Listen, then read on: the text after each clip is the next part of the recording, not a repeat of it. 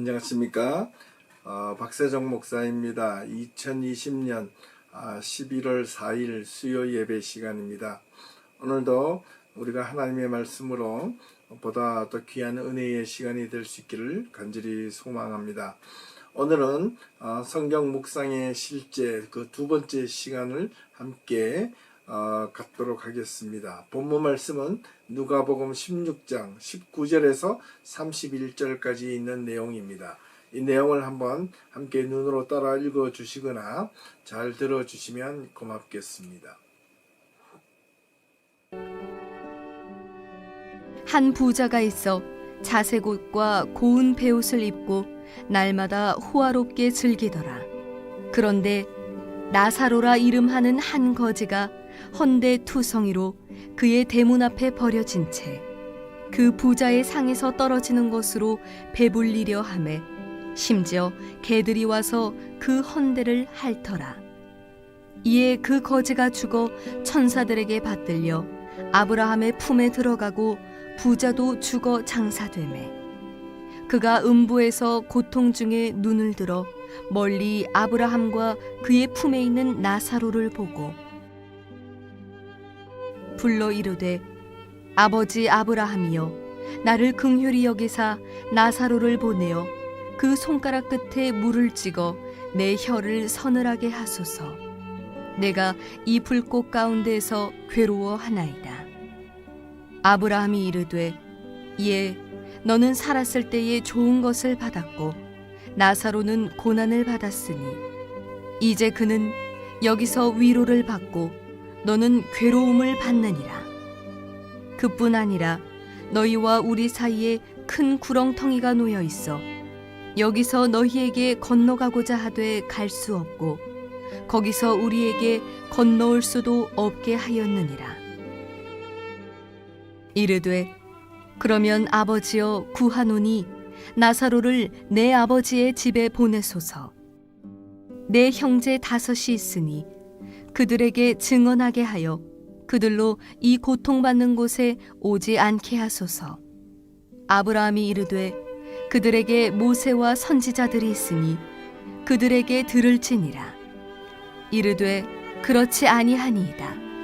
아버지 아브라함이여 만일 죽은 자에게서 그들에게 가는 자가 있으면 회개하리이다. 이르되 모세와 선지자들에게 듣지 아니하면 비록 죽은 자 가운데서 살아나는 자가 있을지라도 권함을 받지 아니하리라 하였다 하시니라.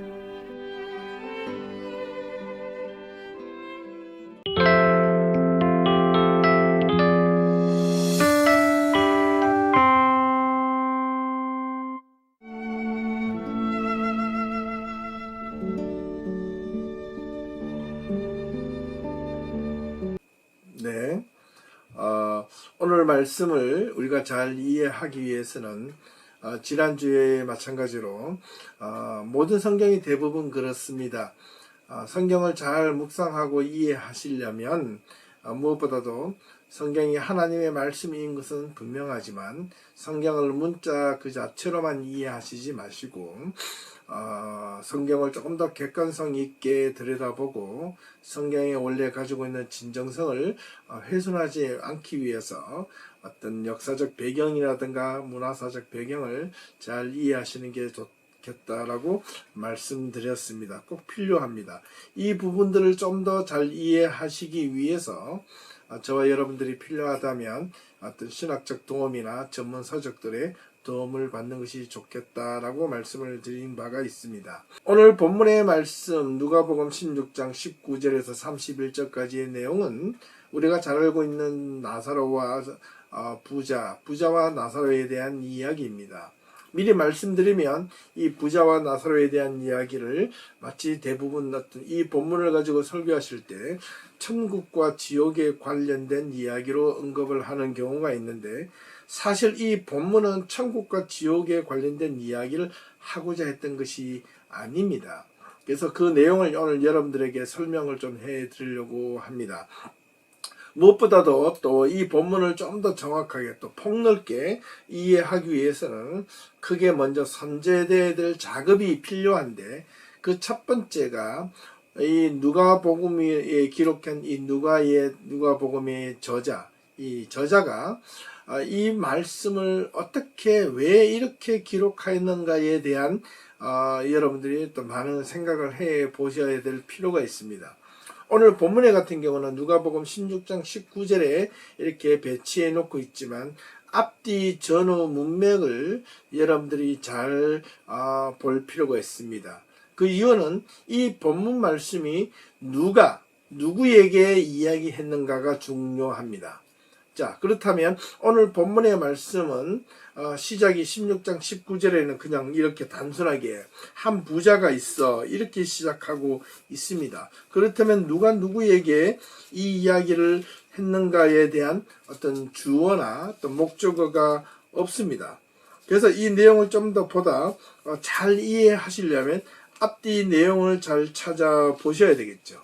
자, 쭉 따라서 거슬러 올라가면 됩니다. 그렇다면 이 본문이 누구에게 이야기했는가가 나타납니다. 그 첫 번째가 16장 1절이면 또한 제자들에게 이르시되 이렇게 되어 있죠. 영어 NIV 성경에 보면 예수님께서 그의 제자들에게 말씀하셨다 이렇게 기록하고 있습니다. 그러면 예수님의 제자들에게 말씀하신 내용 가운데 그 첫 번째는 16장 1절에서 18절까지 있는 내용입니다. 그 다음에 두 번째 비유로서 넓게는 세 가지인데요. 이 한 부자와 거지에 대한 비유를 예수님께서 제자들에게 이야기하셨다는 겁니다. 예, 무엇으로? 비유로. 그리고 좀 더 거슬러 올라가면 거시적으로는 어느 자리인지를 우리가 또 이해하실 수 있습니다. 왜냐하면 앞에서 또한이라는 말이 있기 때문에 그러면 앞서서 했던 또 다른 말이 있겠죠. 그 내용이 바로 누가복음 15장부터 사실 이 전체 맥락이 시작된다는 것을 이 누가복음의 저자는 그렇게 묶어버렸다는 겁니다. 15장 1절을 보면 모든 세리와 죄인들이 말씀을 들으러 가까이 나오니 바리새인과 서기관들이 수군거려 이르되 이 사람이 죄인을 영접하고 음식을 같이 먹는다 하더라. 이렇게 비난을 했습니다. 이때 3절 보시면 예수께서 그들에게 이르시되 비유로 이르시되 자 비유가 시작되는 거죠. 예, 첫 번째 비유가 시작되는데 예수님께서 그들이 누구입니까? 모든 세리와 죄인들? 아닙니다. 그들은 바로 바리새인과 서기관들에게 이야기를 하셨다는 겁니다. 무엇에 대해서? 예수님께서 세 가지 비유, 잃어버린 양, 그 다음에 잃은 드라크마, 잃어버린 아들, 이 세 가지를 15장에서 쭉 설명을 해놓고요. 16장 1절에 가서 예수님께서 옆에 있는 제자들에게 이르시되 이렇게 이야기를 한 겁니다. 그래서 1절부터 또 16장 1절부터 13절까지 섬김에 대해서 제자들에게 이야기를 해놓고 그 다음에 14절에서 18절까지는 예수님께서 제자들 옆에 있는 바리새인과 서기관들을 향하여 비꼬는 이야기입니다. 바리새인들은 돈을 좋아하는 자들이라 이렇게 이야기를 직격탄을 날려버렸던 겁니다. 이 이야기를 마치고 그 다음에 이제 19절에서부터 32절까지 비유로 또 들은 겁니다. 한 부자가 있어 이렇게 들었다는 거죠. 그렇다면 이 큰 비유를 들어서 설명을 하고자 하는데 이 한 부자가 있어. 그러면 이 한 부자라는 이 비유를 들었습니다. 나중에 이야기하겠지만 여러분들 먼저 질문을 드릴게요. 이 한 부자는 과연 누구를 비유로 또 상징적으로 해서 설명을 하려고 했던 것인가? 이 질문을 먼저 이렇게 한번 던지고 시작해 보면 좋겠습니다. 자, 본문을 시작합니다. 19절 한 부자가 있어 자색옷과 고운 베옷을 입고 날마다 호화롭게 즐기더라. 예, 아주 부자였던 것 같습니다. 그래서 날마다 잔치를 벌였다는 겁니다. 먹을 것이 넘쳤고요. 많은 사람들이 오고 가면서 잔치를 벌였습니다. 그런데 20절 나사로라 이름하는 한 거지가 헌데투성이로 그의 대문 앞에 버려진 채 그의 부자의 상에서 떨어지는 것을 배부르려 하매 심지어 개들이 와서 그 헌데를 핥더라. 이 거지는 배가 몹시 굶주렸나 봅니다. 그리고 몸에 상처가 나서 환자였으면 틀림이 없습니다. 그런 굶주려서 먹고 싶어도 먹을 수가 없어서 배를 쫄쫄 굶고 있었는데 누가 그 거지를 그 부자의 집 앞에 데려놓았던, 억지로 자기가 몸을 끌고 왔던 그 부자의 대문 앞에 버려진 채라고 했다면 아마 누군가가 데려다 놓고 갔겠죠. 예. 그렇게 여하튼 부자의 집 앞에 허름하게 막 쫄쫄 굶고 있습니다. 상상을 한번 해보십시오. 자, 그렇다면 부자는 그 집 안에서 잔치를 벌리며 호롭게 있습니다. 근데 단지 거지가 부자의 집 앞에 들어가서 상다리 밑에서 주인의 음식을 먹다가 던져주면 그걸 받아서 먹고 그런 것이 아니었죠. 대문 밖에 있는 겁니다. 예. 행여나 그 부자가 잔치를 벌리고 남은 음식이나 찌꺼기들, 그것을 행여 길바닥이나 버릴 때나 지금으로 말하면 음식물 쓰레기를 분리해서 밖에 내놓을 때 혹시나 그것이 먹을 것이 있을까, 이렇게 생각을 했다는 겁니다. 자, 그런 상황 속에서 거지는 행여 이 부자가 먹고 남은 것을 버리려 할 때 그것이라도 먹을까 싶어서 부자의 대문 앞에 있었던 건데, 그런데 갑자기 느닷없이 개들이 와서 그 거지 옆에 찾아와서 그 거지가 상처난 것을 핥았다라고 설명을 하고 있습니다. 이에서 잠깐 왜 개들이 그 거지 몸에 와서 핥는 것을 이 거지 나사로는 막지 않았을까요? 고대 근동 지방에서는 이 개를요, 사실은 어떤 부정한 동물의 수단으로 취급을 했습니다. 또 이와는 반대로 또 개는 어떤 치료의 목적으로 사용되기도 했다는 겁니다. 그래서 상처를 핥아주는데 그런 어떤 그 역할을 사람이 그 개들이 그 여러 마리를 키워서 그 훈련을 시키는 거죠. 그렇게 해서 그 개 주인들은 많이 비싼 어떤 약재를 사지 못하는 사람들에게는 이렇게 개가 단순하게 치료의 목적으로 그 상처를 핥아주고 얼마의 돈을 받았다, 이런 식으로 기록된 내용들이 있습니다. 그래서 그렇게 해서 번 돈을 가지고 특별히 구약 성경에 보면 그렇게 개들로 인해서 벌은 돈을 하나님의 제단에 가져오지 말라는 성경 구절이 있습니다. 그게 바로 신명기 23장 18절에 나타나와 있는 이 구절인데요. 제가 한번 여러분들에게 성경을 읽어드리도록 하겠습니다. 창기가 번 돈과 개 같은 자들의 소득은 어떤 소원한 일이든지 내 하나님 여호와의 전에 가져오지 말라. 개로 인하여 벌어들인 돈, 개같이 번 돈, 개로 인하여 소득이 얻은 돈은 하나님의 전으로 가져오지 말라고 신명기에 이미 기록하고 있습니다. 예. 그로 인하여 지금 그래서 이제 이 개들이 막 이렇게 돌아다니니까 어떤 거지가 길바닥에 누워가지고 상처가 막 옷이 찢어지고 막 피가 흐르고 거기서 뭐 고름이 나고 그 모습을 본 개가 이제 가다가 그냥 그 거지의 나사로의 몸에다가 핥아준 겁니다. 그래서 나사로는 그런 돈도 없고 아무것도 없는데 그렇게 해주면 자기는 또 얼마나 고마웠겠습니까? 그래서 이 중동 지방에서, 고대 지방에서는 개는 어떤 성경에도 그렇고요, 부정적인 동물로 취급함과 동시에 또 한쪽에서는 어떤 치료의 수단으로 또 사용되어진 것을 우리가 이해할 수가 있습니다. 자, 아무튼 지금 이런 상황에 있을 때, 근데 그 다음에 이제 22절부터 이제 그 분위기가 반전이 됩니다. 이 세상에 있을 때는 거지는 아주 비참하게 삶을 살았던 반면 부자는 날마다 호화롭게 잔치를 벌며 살았다.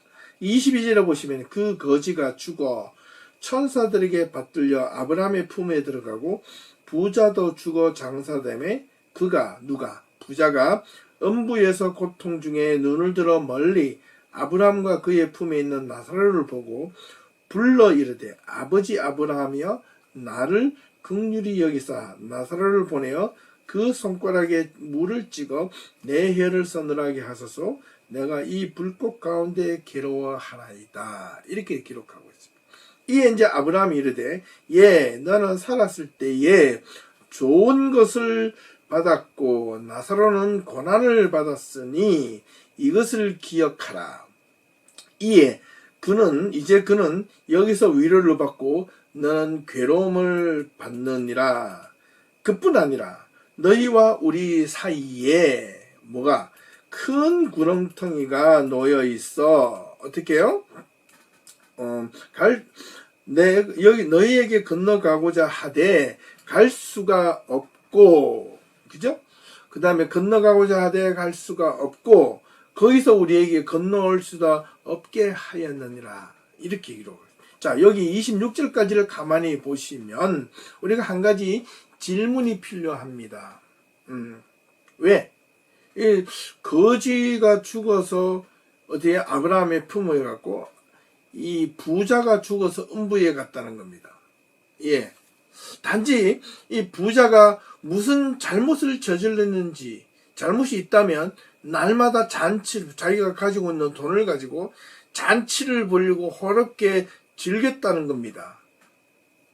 그게 무슨 잘못이 있나요? 자기가 가지고 있는 재물을 가지고 사람들을 불러서 잔치를 벌인 게 무슨 큰 잘못이 있나요?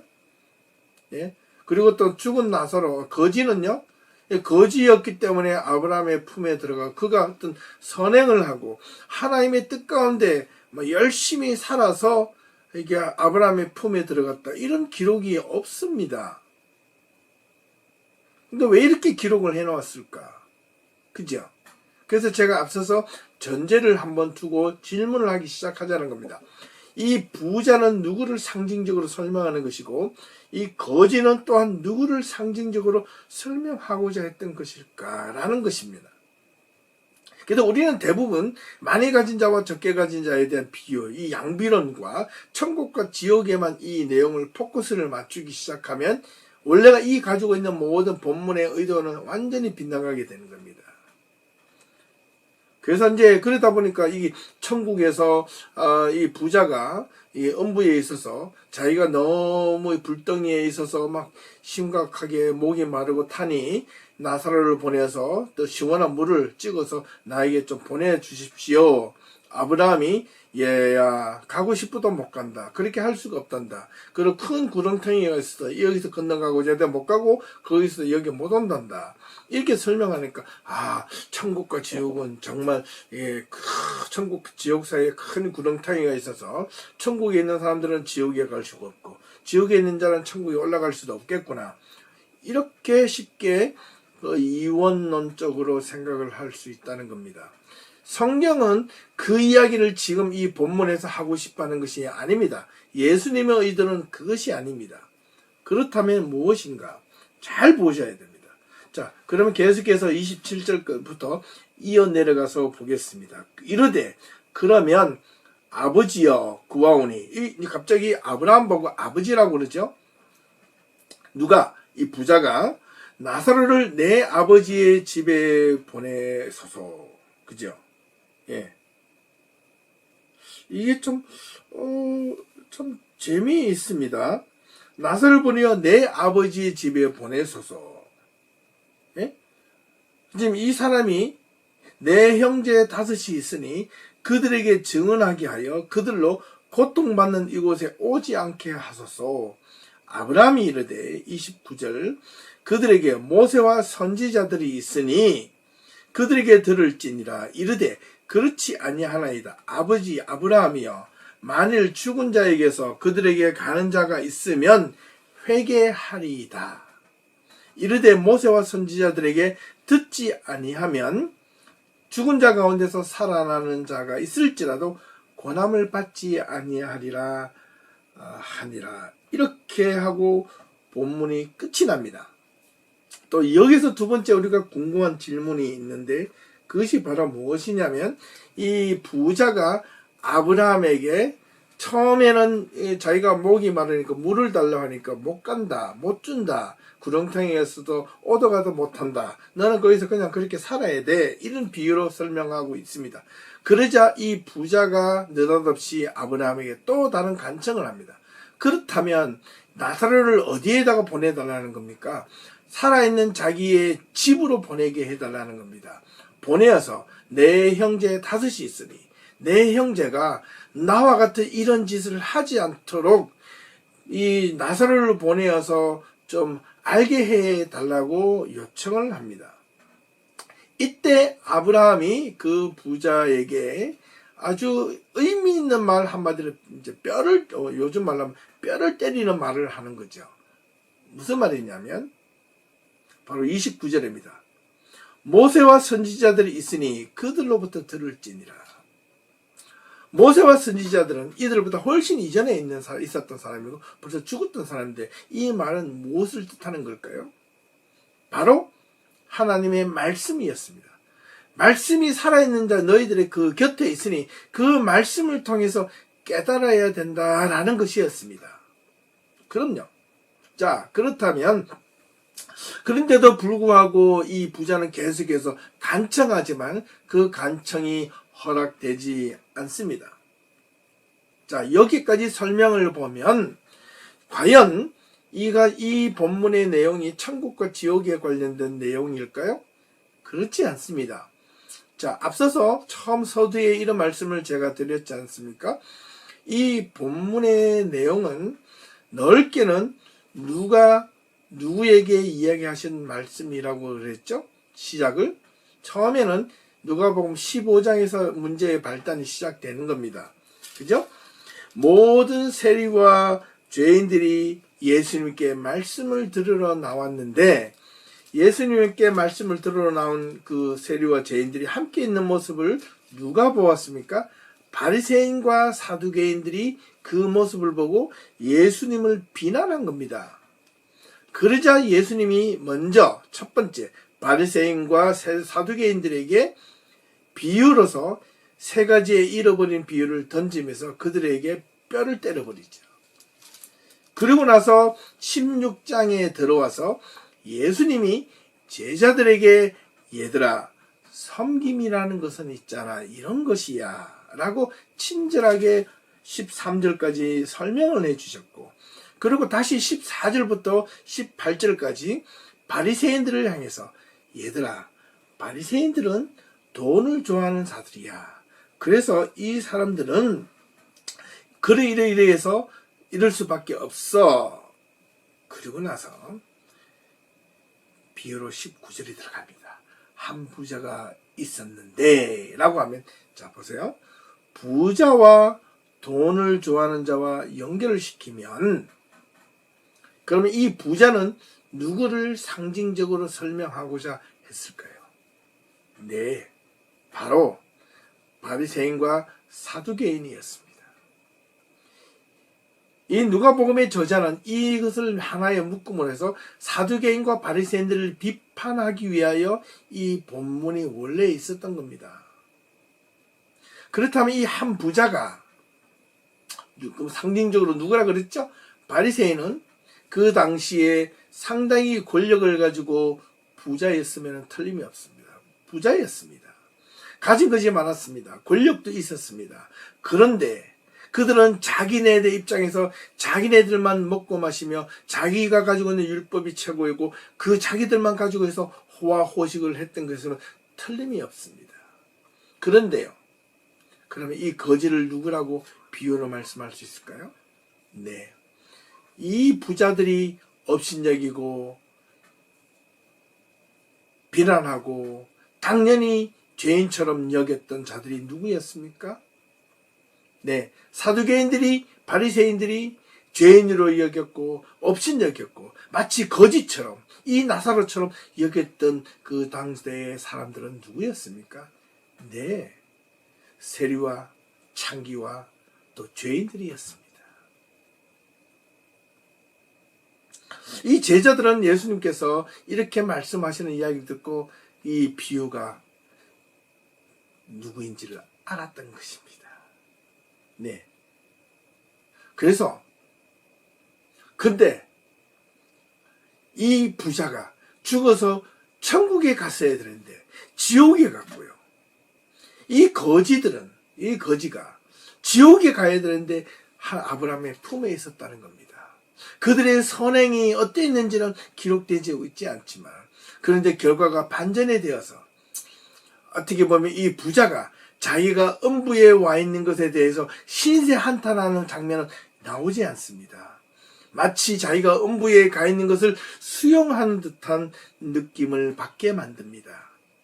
그리고 이 나사로가 거지가 아브라함의 품에 있는 것을 왜 아브라함이시오? 왜 나사로는 당신의 품에 있습니까? 왜 나는 이 음부에 있어야 했습니까?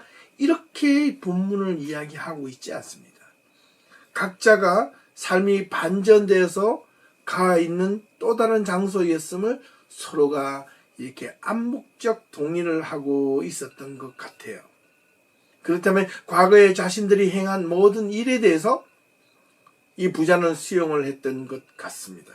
아, 이것이 나의 삶에 살았을 때의 잘못이었구나. 그래서 이 부자는 아브라함에게 요청을 했던 겁니다. 자기 집으로 이 죽은 나사로를 보내어서 내 형제들은 내가 있는 이곳으로 오지 않게 해달라는 그 말을 던졌을 때 아브라함이 그 부자에게 무엇이라고 말씀하셨죠? 그렇죠. 예. 모세와 선지자들에게 들을지니라. 그게 바로 하나님의 말씀이었습니다. 하나님의 말씀이 너희 곁에 있고 토라와 율법이 너희 곁에 있는데 그것으로 충분하다. 이제 오늘 말씀을 한번 맞춰볼까요? 성경 묵상을 하실 때 저와 여러분들이 이렇게 좀 깊게 성경을 이해할 수 있다면, 여러분들 성경을 이런 식으로 좀 파헤칠 수 있다면, 성경을 이렇게 깊게 연구하고 이렇게 성경을 들여다볼 수 있다면 저와 여러분들의 삶 속에 내가 하나님의 말씀으로 어떻게 살아야 될 것인가도 분명하게 우리가 이 말씀이 내 삶 속으로 깊숙하게 들어와서 살아있을 수 있다는 겁니다. 그래서 성경 묵상이 단지 큐티를 해서 성경을 읽고 오늘 이 누가복음 16장 19절에서 31절까지 이 말씀을 읽으시면서 여러분들에게 어떤 느끼는 성경 구절, 그 다음에 또 이런 어떤 나는 어떻게 살아야 될 것인가 이렇게 한번 말씀해 보세요 라고 하는 것과 어떻습니까? 확연한 차이가 납니다. 왜냐하면 그냥 본문만 가지고 이해하시면 그 백그라운드 배경을 이해할 수 없기 때문에 그 이해되지 않는 상황 속에서 이 성경을 그대로 그냥 읽고 그 본문 그 문자에 있는 그 내용만 가지고 내 삶에 적용하려면 원래 성경이 가지고 있는 진짜 예수님의 진정성 말씀하시고 계셨는데 그 의도는 전혀 다른 느낌으로 갈 수 있다는 겁니다.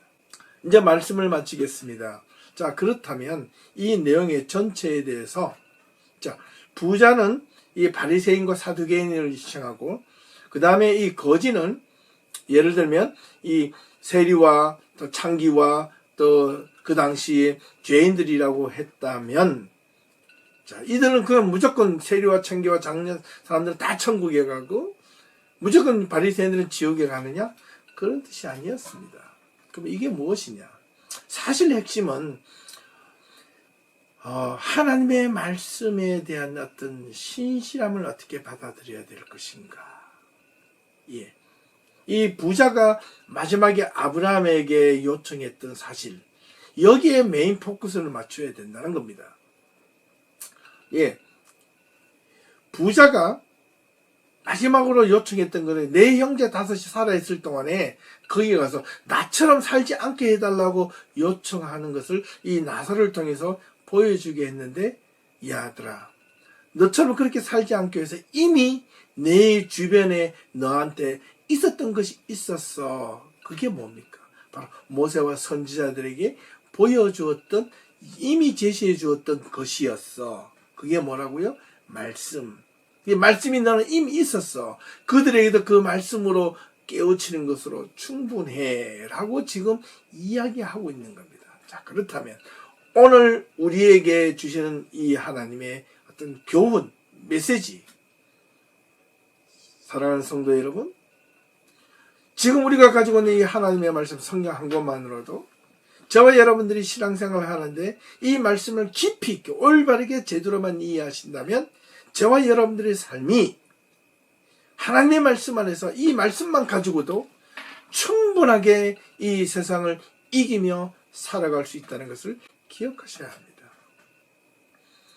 근데 우리는 자꾸 이 성경 한 권만으로 만족하지 못해요. 마치 부자가 이 죽은 나사로를 살아있는 곳으로 보내면 어떻게 해요?